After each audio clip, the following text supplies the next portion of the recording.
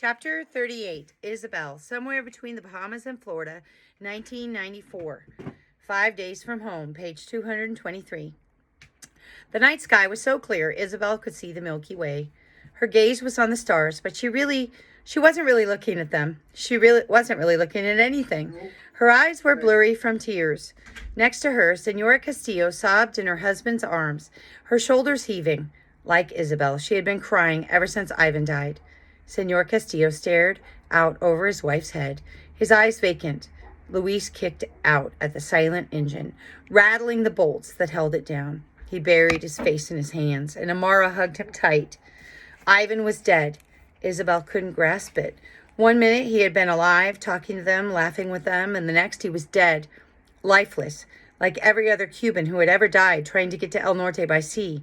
But Ivan wasn't some nameless, faceless person. He was Ivan, her Ivan. He was her friend, and he was dead. Top of page 224. Isabel's eyes drifted down to where Ivan's body lay, but she still didn't look right at him. Couldn't.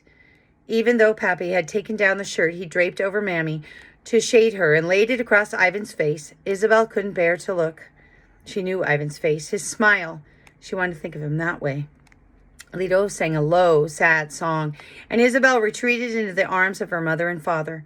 The three of them huddled together, as if what happened to Ivan might happen to them too if they came too close to his body. But the real threat was the sinking boat and the sharks that still circled it, following the trail of bloody water that started at Isabel's feet. Fidel Castro had Ivan's blood all over him. Isabel remembered the wake for her grandmother. It had been a quiet, somber occasion. There hadn't even been a body to bury. Those who had come had spent most of their time comforting Lito and Mammy and Isabel, hugging them and kissing them and sharing their grief. Isabel knew she should do that now for the Castillos, but she couldn't bring herself to do it. How could she comfort the Castillos when she still needed comforting herself? Ivan was their son, their brother, but he was Isabel's best friend. In some ways, she knew him even better than his family did. She played soccer with him in the alley, swum with him in the sea, sat next to him in school. She had eaten dinner at his house, and he at hers, so many times they might as well have been brother and sister. Isabel and Ivan had grown up together. She couldn't imagine a world where she would run next door and he wouldn't be there. But Ivan wouldn't be coming over anymore. Ivan was dead. The loss of him ached like a part of Isabel was suddenly missing. Like her heart had been ripped out of her chest, and all that was left was a giant gaping hole. She shook again as her body was racked with sobs, and Mammy pulled her closer. After a time, Isabel's grandfather finally spoke. "We need to do something," he said, "with the body." Senora Castillo wailed, but Senora Castillo nodded. "Do something? With the body?" Isabel looked around. What was there to be done with Ivan's body on this little raft? And then Isabel understood. There was only one place for Ivan's body to go, into the sea. The thought made her recoil in terror. "No! No! We can't leave him here," Isabel cried. "He'll be all alone. Ivan never liked to be alone." Lito nodded to Isabel's father, and the two of them stood to lift Ivan out of the small boat. Ivan fought to get free of her mother, but Mammy held her tight. "Wait," Senora Castillo said. She pulled herself away from her husband, her face streaked with tears. "We have to say something." We're on the top of page 226. "A prayer. Something. I want God to know Ivan is coming." Isabel had never been to church. When Castro and the communists had taken over, they had discouraged the practice of religion. But Spanish Catholics had conquered the island long before Castro had, and Isabel knew their religion was still there. Deep down, the way Lito told her clave was buried beneath the audible rhythms of a song. Lito was the oldest, and had been to the most funerals, so he took charge. He made the sign of the cross over Ivan's body and said, "Eternal rest grant unto him, O Lord, and let perpetual light shine upon him. May he rest in peace. Amen." Senor Castillo nodded, and Lito and Isabel's father picked up Ivan's body. "No! No!" Isabel cried. She reached out as if to stop them, then pulled her hands back and clasped them to her chest. She knew they had to do this, that they could not keep Ivan on the boat with them, not like this. But as she watched Lito and Pappy lift up Ivan's body, the empty place inside got bigger and bigger, until she was more empty than full. She wished she was dead, too.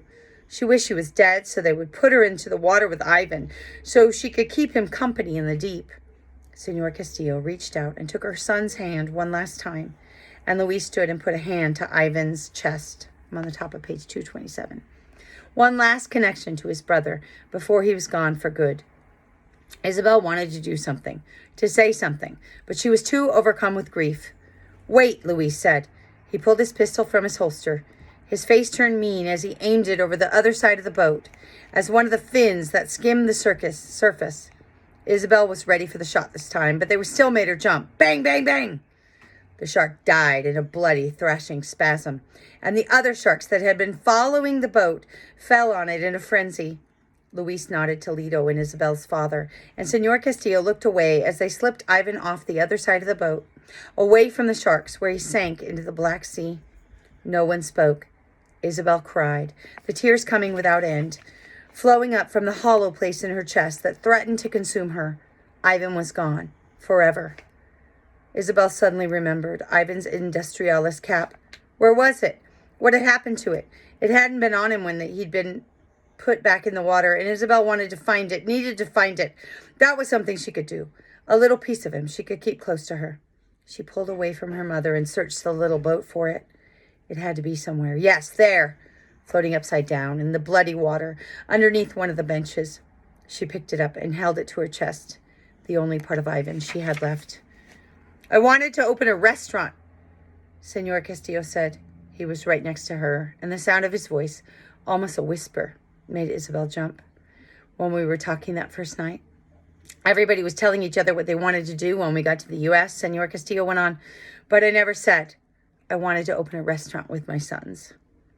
Something sparkled on the dark horizon, and at first Isabel took it to be one of the stars in the white scar of the Milky Way, twinkling in her watery eyes. But no, it was too bright, too orange.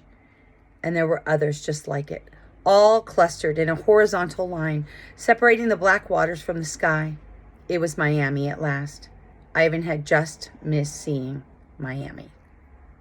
Bye, guys. I'll start reading again on Monday.